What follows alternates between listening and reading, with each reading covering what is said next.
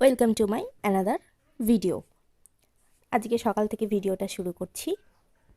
দেখতেই পাচ্ছ আমি এখন এসেছি সকালবেলা ছাদে, আর ছাদে এসেই আজকে মনটা খুব খুশ হয়ে গেছে, কারণ আজকে দুটো স্থলপদ্ম আমাদের একসাথে ফুটেছে। খুব ভাল লাগে দেখতে এই ফুলগুলোকে, তাই আজকে আর ফুলটা তুলিনি, গাছেই আছে।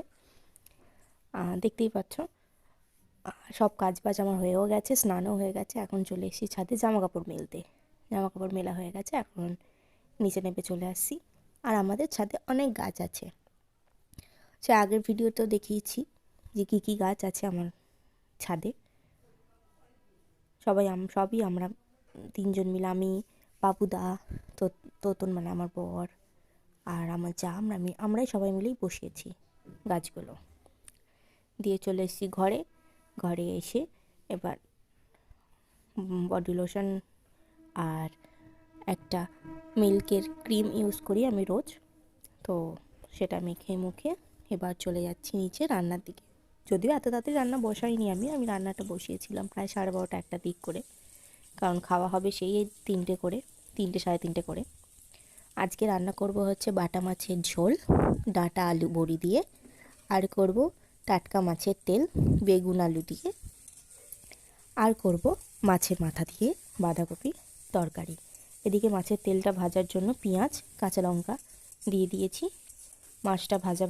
পেঁয়াজটা ভাজা ভাজা হয়ে গেলে দিয়ে দেবো হচ্ছে মাছের তেলগুলো। আর এই ভিডিওতে রসুনেরটা যেটা দিয়েছি, রসুনটার ভিডিওটা আমার করা হয়নি। আর মাছের তেলে কিন্তু রসুন অবশ্যই দিতে হয়, তা নয়তো একটা আঁশটানি গন্ধ ছাড়ে। দেখতেই পাচ্ছ পেঁয়াজগুলো আমি কিন্তু খুব ভালো মতন ভেজে নিচ্ছি।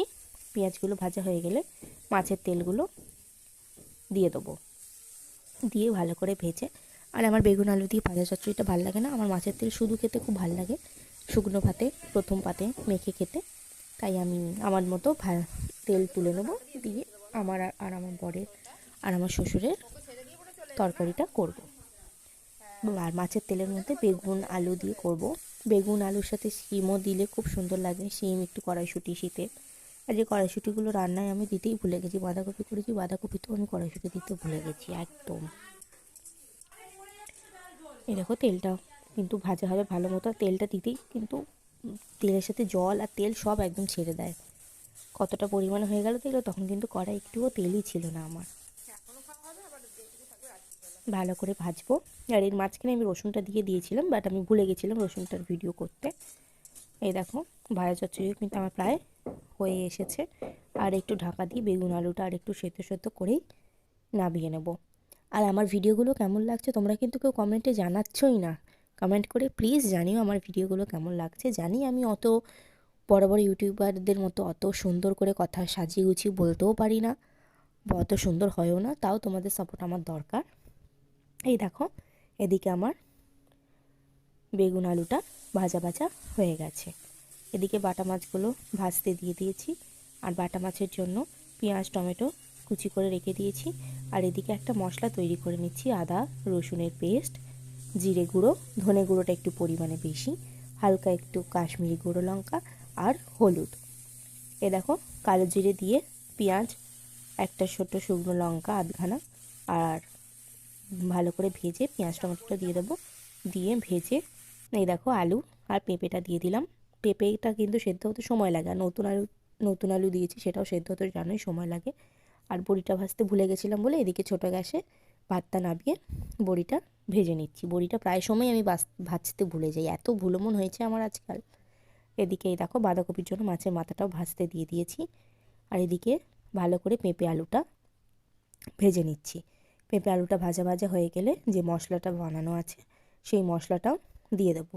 মশলাটা কষে মশলার গন্ধটা চলে গেলে তার মধ্যে এবার পরিমাণ মতো জল আর বড়িটা আগে দিয়ে দেবো। আর ঝোলটা ফুটে গেলেই মাছগুলোকেও দিয়ে দেবো। পুরো ভিডিওটা আমার করা নেই, তাই আমি বলে দিলাম মুখেই।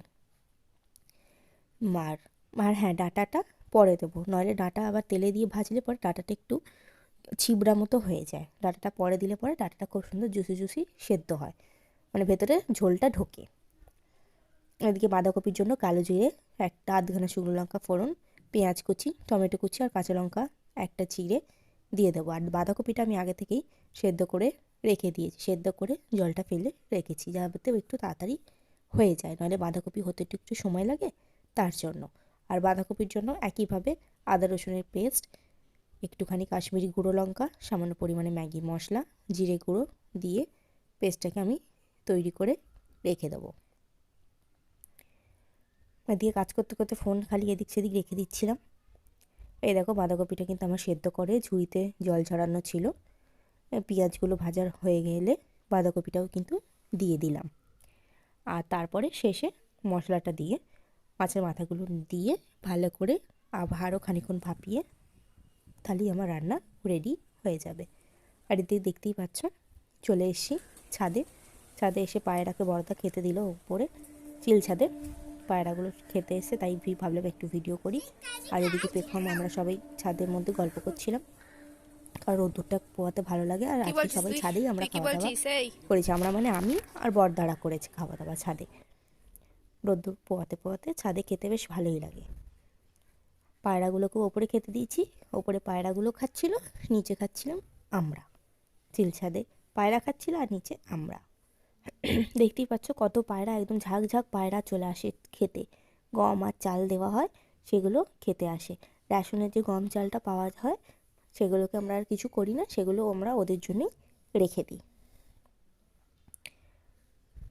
আর এদিকে পেখমও উৎপাত করছে, তাই ভাবলাম একটা পেখমকেও একটু আমার ভিডিওতে আজকে দেখাই। অনেকদিন পেখম আমার ভিডিওতে আসেনি। আর আমার ভিডিওগুলো কেমন লেগেছে সেটা কিন্তু জানিও। আর আজকের মতো টাটা।